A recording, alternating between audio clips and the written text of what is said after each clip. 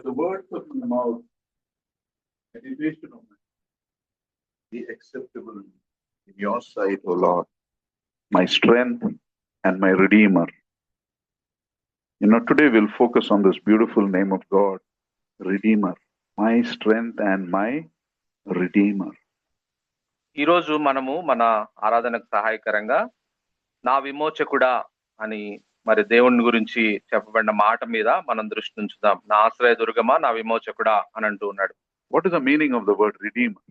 విమోచకుడు అనే పదం యొక్క అర్థం ఏంటి? The dictionary meaning of a Redeemer is a person who brings back goodness into something.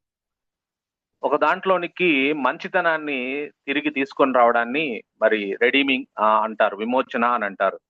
Redeemer is someone who takes what is broken and restores it.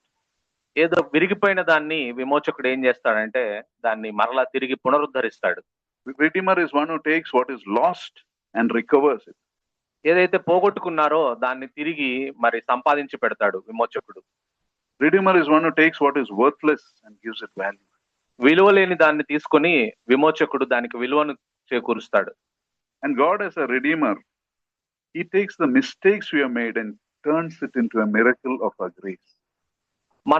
మన దేవుడు మనకు విమోచకుడిగా ఉండి మనం చేసిన తప్పులను తీసుకొని ఆయన వాటిని అద్భుతాలుగా మన జీవితాల్లో చేయగలిగిన విమోచకుడిని మనం కలిగి ఉన్నాం. So to understand this, let us turn to Genesis 37:25. దీన్ని అర్థం చేసుకోవడానికి ఆదికాండము 37వ అధ్యాయము 25వ వచనాన్ని చూద్దాం. Genesis 37:25. ఆదికాండము 27వ అధ్యాయము 37వ అధ్యాయం 25వ వచనం.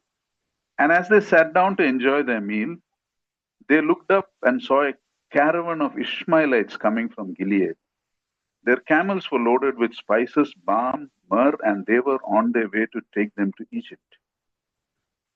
వారు భోజనం చేయ కూర్చుండి కన్నులెత్తి చూడగా ఐగుప్తునకు తీసుకొని పోవుటకు గుగ్గిలము, మస్తకియు, బోలమును మోయిచున్న ఒంటెలతో ఇష్మాయేలీయులైన మార్గస్థులు గిలాదు నుండి వచ్చుచుండ్రి. Now let's go back where the story really begins. ఈ వృత్తాంతం ఎక్కడ ప్రారంభమైందో అక్కడికి వెళ్దాం. With Abraham and Sarah. Abraham, Sarah దగ్గరికి మనం వెళ్తే, you see, God has made an amazing promise to Abraham that he will be the father of many nations, and through him the families of the earth will be blessed. మరి అబ్రహాముని దేవుడు ఆశీర్వదించాడు. ఏమని ఆశీర్వదించాడంటే, నువ్వు అనేక జనములకు తండ్రిగా ఉంటావు, నీ సంతానం ద్వారా నేను సర్వ భూ ప్రపంచంలోని మనుషులందరినీ దీవిస్తానని చెప్పాడు. But there was one problem in this. అయితే ఇందులో ఒక సమస్య ఉంది. Abraham and Sarah had no children and they were getting older day by day. ఆ వాగ్దానము దేవుని దగ్గర నుంచి వారు పొందుకునే సమయానికి వారు వృద్ధాప్యంలో ఉన్నారు. వారికి అప్పటికి పిల్లలు లేరు. రోజు రోజుకి వయసు మీద పడతా ఉంది. And after that also many years passed. The promise was getting delayed. ఆ తర్వాత వాగ్దానం చేసిన తర్వాత కూడా చాలా సంవత్సరాలు గడిచిపోయాయి. వాగ్దానం అమలు కావడానికి చాలా సమయం పట్టింది. Probably doubt crept in, impatience crept in. బహుశా వాగ్దానం పొందుకొని కూడా దాన్ని పొందుకోవడం ఆలస్యం అవుతుంటే, అది నెరవేర్చబడడంలో ఆలస్యం అవుతుంటే బహుశా వాళ్ళకి అనుమానం లోపలికి రావడానికి అవకాశం ఉంది. ఆ తర్వాత అసహనానికి గురవడానికి కూడా అవకాశం ఉంది. And we know in their impatience Abraham and Sarah took a shortcut. మరి ఆ విధంగా అసహనానికి గురై అబ్రహాము, శారాలు మరి దగ్గర దారిని ఎంచుకున్నారు సంతానం కోసం. Sarah tells what seems to be a practical solution. She says, why don't you have a child with my maid Hagar and we can build a family through her. కాబట్టి ఆ రోజుల్లో ఏ అభ్యాసం అయితే ఉందో దాని ద్వారా పిల్లలు లేకపోతే నా దాసి అయిన శారాను, హాగర్ను నువ్వు తీసుకొని ఆమెతో ఎందుకు సంతానం కనకూడదు అని శారా అబ్రహాముకు ఒక సలహా ఇచ్చింది. And Abraham agreed. అబ్రహాము దానికి అంగీకరించాడు. And we know that was a huge blunder, that was wrong in God's sight. మరి అది దేవుడి దృష్టిలో వాళ్ళు చేసిన పెద్ద పొరపాటుగా, తప్పిదంగా ఉంది. Because of that union Ishmael was born. అబ్రహాముకు హాగరుకు మరి ఇష్మాయిల్ పుట్టాడు. And the result of that was the family went through conflict and jealousy and division. మరి ఆ దేవుడికి అయిష్టమైన ఆ పని చేసినందువల్ల మరి ఒక రకమైన కోపము కుటుంబంలో, ద్వేషము, మరి ఆ కుటుంబం విచ్ఛిన్నానికి దారి తీసింది అది. If Abraham and Sarah had waited just a little longer, the child of promise Isaac would have been born. మరి ఆ పని చేయకుండా అబ్రహాము, శారా గనుక కొంచెం సమయం వేచి ఉండుంటే వారికి వాగ్దాన పుత్రుడైన ఇస్సాకు పుట్టి ఉండేవాడు. Can you relate this in your own life? దీన్ని మన వ్యక్తిగత జీవితాలకు మనం అన్వయించుకుందామా? When we didn't seek God's clear will, when we didn't wait for His timing, మనము దేవుని యొక్క సంపూర్ణ చిత్తానికి, స్పష్టమైన చిత్తానికి మనం ఎదురు చూడకుండా, ఆయన సమయం కొరకు మనం ఎదురు చూడకుండా we became impatient and went ahead, and now we are facing bad consequences. మనము అసహనానికి గురయ్యి మనము వేరే మార్గాన్ని ఎంచుకొని, తప్పుడు మార్గాన్ని ఎంచుకొని దాని ద్వారా తీవ్రమైన పర్యవసానాలు ఎదుర్కొన్న సందర్భాలు మన జీవితాల్లో ఉంటాయి. We didn't wait for God's clear direction and a particular thing, you went on your own, and now we are struggling. మరి దేవుడు చూపించిన స్పష్టమైన మార్గంలో మరి నువ్వు వెళ్లకుండా నువ్వు సొంత మార్గంలో వెళ్ళి నువ్వు ఇప్పుడు ఇబ్బందులు పడుతున్న పరిస్థితులు ఉంటాయి. You didn't wait for God's choice for a spouse, you made your own choice, now you are in a mess. కాబట్టి దేవుడు నీకు ఏ జీవిత భాగస్వామితో నీకు వివాహం జరగాలని ఎదురు చూస్తూ మరి కోరుకుంటున్నాడో ఆ విధంగా ఆయన చిత్తానికి లోబడకుండా వేరే నిర్ణయం నువ్వు తీసుకొని తద్వారా నువ్వు ఇప్పుడు ఇబ్బంది పడుతూ ఉన్నావు. You didn't wait for God's direction or God's provision in buying something, now you are in a huge debt. మరి ఏదైనా మరి దేవుడి చిత్తంలో లేనిది మరి నువ్వు కొనుక్కొని దాని ద్వారా అప్పుల పాలై ఇబ్బందికరమైన పరిస్థితిలో ఉండవచ్చు. You see, these are all the Ishmaels of our life. ఇవన్నీ కూడా మన జీవితాల్లో ఇష్మాయిల్ లాంటివి. The Ishmael, that is a result of our impatience. మన జీవితంలో జరిగిన అసహనానికి మరి ప్రతిఫలంగా ఆ ఇష్మాయిలీలు మన జీవితాల్లో ఉంటూ ఉన్నారు. A result of our self-will. మన సొంత చిత్తాన్ని మనం పాటించడం ద్వారా మనం ఇటువంటి ఇష్మాయిలీలను ఎదుర్కోవాల్సిన పరిస్థితి వస్తుంది. And maybe some of us are sitting here saying, I made such a mess of things and now I have to live with it forever. కొంతమంది మా జీవితాల్లో ఒక గందరగోళమైన పరిస్థితి మరి నా చేతులారా నేను చేసుకున్నాను, మరి ఇప్పుడు నా జీవితాంతం ఈ గందరగోళమైన పరిస్థితుల్లో నేను ఉండాల్సిన పరిస్థితి అని అనుకుంటూ ఉండవచ్చు. Here is the good news. God is a redeemer. అయితే అటువంటి పరిస్థితులు గుండా నేను వెళ్తున్నట్లయితే ఇక్కడ ఒక శుభవార్త ఏమిటనంటే దేవుడు అటువంటి వాటి నుంచి మనల్ని విమోచించే విమోచకుడిగా ఉన్నాడు. He changes your mess into miracles. ఆయన మన గందరగోళ పరిస్థితిని ఒక అద్భుతంగా మార్చగలిగిన దేవుడిని మనం కలిగి ఉన్నాం. Now look back in Genesis. Let's move forward 100 years after Abraham.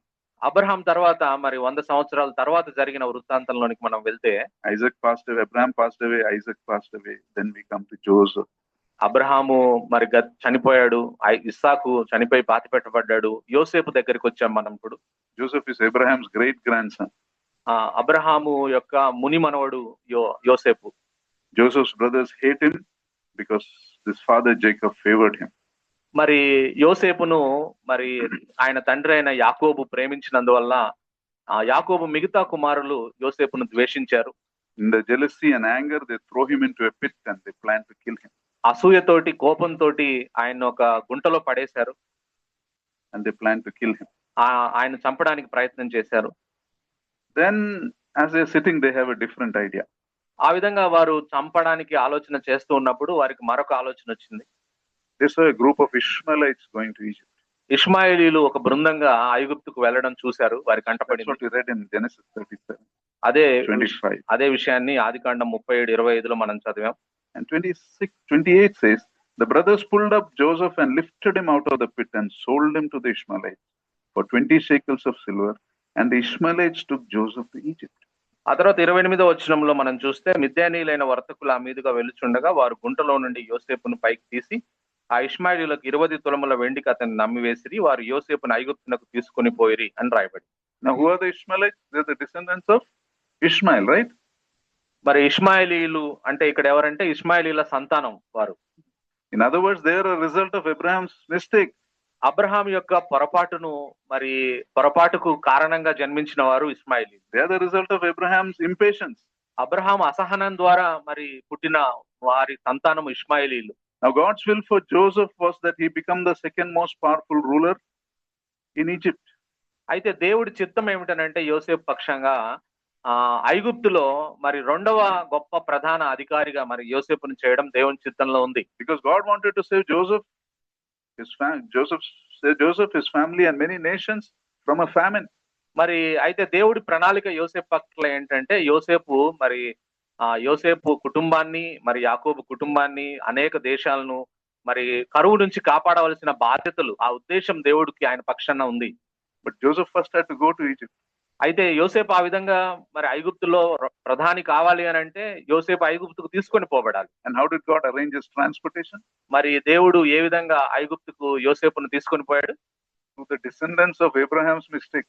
Abraham చేసిన తప్పులోంచి వచ్చిన ఆ అబ్రహాము ఇష్మాయేలు వారసుల ద్వారా అబ్రహాము ఆ యోసేపును దేవుడు మరి ఐగుప్తుకు తీసుకొని వెళ్ళాడు. He took Abraham's impatience and used it as a vehicle to deliver Joseph to Israel, to Egypt.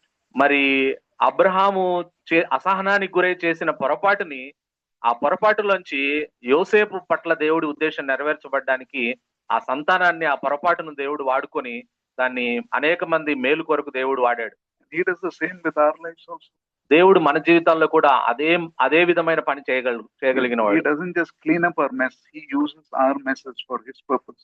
మన గందరగోళాన్ని ఆయన మరి శుభ్రపరిచేవాడు, గందరగోళాన్ని నుంచి బయటకు తీసుకుని వచ్చేవాడు మాత్రమే కాదు కానీ ఆ గందరగోళాన్ని ఆయన మహిమ కొరకు మన మేలు కొరకు వాడగలిగిన గొప్ప దేవుణ్ణి మనం కలిగి ఉన్నాం. He doesn't just forgive our mistakes, he uses our mistakes for his glory. ఆయన మన తప్పులను క్షమించడం మాత్రమే కాదు, ఆయన మన తప్పులను ఆయన మహిమ కొరకు కూడా మార్చగలిగిన గొప్ప దేవుణ్ణి మనం కలిగి ఉన్నాం. He does not just take us out of our failures, he uses our failures as part of his master plan. ఆయన మన ఓటములను ఆయన దాంట్లోంచి మనల్ని బయటకు తీసుకొని రావడమే కాదు, ఆయన గొప్ప ప్రణాళికలో మన ఓటములు భాగమయ్యేట్టుగా చేయగలిగిన దేవుణ్ణి మనం కలిగి ఉన్నాం. So maybe today you're thinking, I chose a wrong career. మరి ఈ రోజు నువ్వు అనుకుంటుండవచ్చు, నేను సరైన ఉద్యోగాన్ని ఎంపిక చేసుకోలేదు అని. I married the wrong person. నేను తప్పుడు జీవిత భాగస్వామిని నేను వివాహం చేసుకున్నానని. I walked away from an opportunity I should have taken. నాకు ఇచ్చిన అవకాశాన్ని నేను పోగొట్టుకున్నాను, దాన్ని కాలదన్నాను, దాన్ని తీసుకొని ఉండాల్సింది అని. I damaged a relationship that was important for me. నాకు ప్రాముఖ్యమైన సంబంధాన్ని నేను మరి నాశనం చేసుకున్నాను అని చెప్పి అనుకుంటూ ఉండవచ్చు. And you feel that you're permanently disqualified from God's best for your life. నీ జీవితంలో దేవుడి శ్రేష్టమైన మేలులు పొందుకోవడానికి నిన్ను అనర్హురాలిగా చేసుకున్నానని అనుకుంటూ ఉండవచ్చు. Remember, your mistakes are not the end of your story.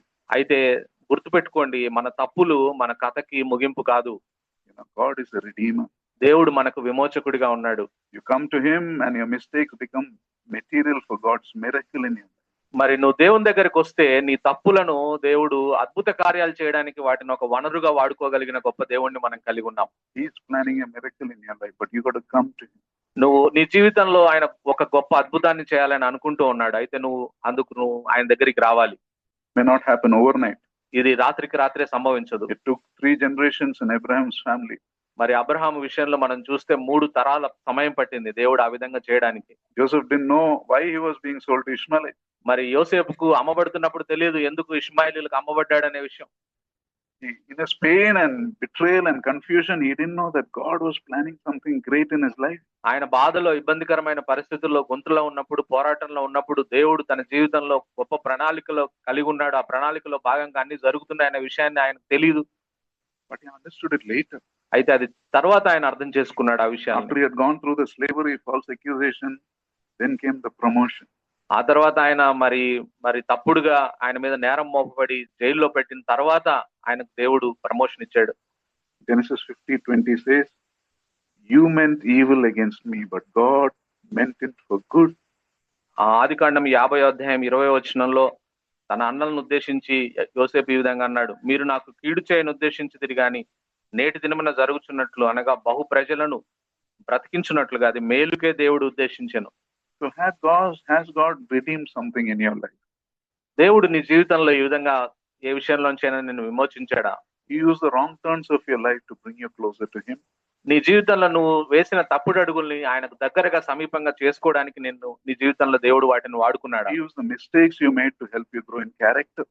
ఆయన నువ్వు చేసిన తప్పులను ఉపయోగించి నువ్వు వ్యక్తిత్వంలో ఎదగడానికి నీకు సహాయం చేశాడా? Maybe something was ugly in your life, but now it's beautiful. కొన్ని నీ జీవితంలో అసహ్యంగా ఉన్నాయి, అవి ఇప్పుడు అందమైన వాటిగా దేవుడు మార్చాడా? Maybe once your relationship with your spouse was strained, but now God is redeeming it. మరి నీ భాగస్వామితో నీ సంబంధము ఎంతో ఇబ్బందికరంగా నీకు అనిపించింది, దాని నుంచి దేవుడు నిన్ను విమోచించాడు ఇప్పుడు. Maybe you're still struggling, but don't be discouraged. మరి నువ్వు ఇంకా పోరాటంలో ఉన్నట్లయితే నీ జీవిత భాగస్వామితో సంబంధం విషయంలో నువ్వు నిరుత్సాహపడాల్సిన అవసరం లేదు. See, God is a redeemer. He can turn a wasted years into a fruitful life. కాబట్టి ఆయన మన దేవుడు విమోచకుడిగా ఉన్నాడు. వ్యర్థంగా గతించిపోయిన సంవత్సరాల్ని ఫలభరితమైన సంవత్సరాలుగా మార్చివేయగలిగిన గొప్ప దేవుణ్ణి మనం కలిగి ఉన్నాం. Romans 8:28 says, we know that all things work together for the good of those who love God. రోమా 8:28 మనకు తెలుసు, దేవుడు ప్రేమించు వారికి అనగా ఆయన సంకల్పం చొప్పున పిలువబడిన వారికి మేలు కలుగుటకై సమస్తము సమకూడి జరుగును అనే మాట. Notice it says all things. అన్ని విషయాల్లో అని రాయబడింది. Not good things, not planned things, all things. నువ్వు ప్రణాళిక వేసుకున్న విషయాలు కాదు, మంచి విషయాలు కాదు, నీ జీవితంలో జరిగే అన్ని సంభవాల నుంచి నీకు మేలును చేయగలిగిన దేవుణ్ణి మనం కలిగి ఉన్నాం. Including your mistakes, including your failures, including your Ishmael. అన్ని విషయాలంటే నీ ఇష్మాయిలీలైనా కానీ, నీ ఓటములు కానీ, నీ ఇబ్బందికరమైన పరిస్థితులు ఏవైనా కానీ వాటన్నిటిని మేలు కొరకు మార్చగలిగిన దేవుణ్ణి మనం కలిగి ఉన్నాం. You might be in a pit like Joseph and wondering how you will get out. నువ్వు యోసేపు లాగా మరి గుంతలో ఉన్న అనుభవం కలిగి ఉండి నేను ఎలా ఈ గుంతలోంచి బయటికి రాగలను అని అనుకుంటున్నావేమో. Ishmaelites are coming. గుర్తుపెట్టుకో, ఇష్మాయిలీలు వస్తూ ఉన్నారు ఆ దారిలో. The vehicle to take you to your destination is coming. నీ గమ్యస్థానానికి నిన్ను చేర్చే వాహనము దారిలో ఉంది, అది వస్తూ ఉంది, నీ దగ్గరికి సమీపంగా ఉంది. What was meant to harm you, God is turning into good. నీకు ఏదైతే కీడు చేయాలని అనుకుంటుందో ఆ విషయాన్ని దేవుడు నీకు మంచి కొరకు మార్చబోతున్నాడు. Our mistakes don't disqualify us from God's purpose. It positions us to experience God even more. మరి మన ఉద్దేశాలు, మన తప్పులు దేవుడి ఉద్దేశాలు నెరవేర్చబడడానికి ఆటంకాలుగా ఉండవు, కానీ దేవుడి ఉద్దేశాలు నెరవేర్చబడడానికి ఇంకా అవి మనకు సహాయం చేసేవిగా, దోహదం చేసేవిగా మార్చగలిగిన దేవుణ్ణి మనం కలిగి ఉన్నాం. But we must depend on Him. అయితే మనం చేయవలసింది ఆయన మీద ఆధారపడాలి. Now we must trust in His time. ఆయన సమయం మీద మనము నమ్మిక ఉంచాలి. Now onward. You made a mistake, it's okay. Now you must trust His Son. Now you must seek His will. కాబట్టి నువ్వు తప్పు చేశావు, అయిపోయింది దాని గురించి. అయితే ఇప్పుడైతే ఆయన చిత్తం మీద నువ్వు విశ్వాసం ఉంచాలి, ఆయన మీద నువ్వు నమ్మకం ఉంచాలి, ఆయన సమయం మీద నువ్వు నమ్మకం ఉంచాలి.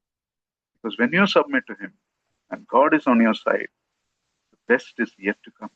అయితే నువ్వు ఆ విధంగా నిన్ను లోబరుచుకుంటే, నువ్వు ఆయన మీద విశ్వాసం ఉంచితే శ్రేష్టమైనది ఇంకా రాబోతూ ఉంది, దారిలో ఉంది, వస్తుంది అది. Let us take time. Let us worship our Redeemer. కాబట్టి ఈ సమయాన్ని తీసుకుందాం. ఇటువంటి గొప్ప విమోచకుడిని మనం కలిగి ఉన్నాం కాబట్టి ఈ విమోచకుడిని మనం ఆరాధన చేద్దాం.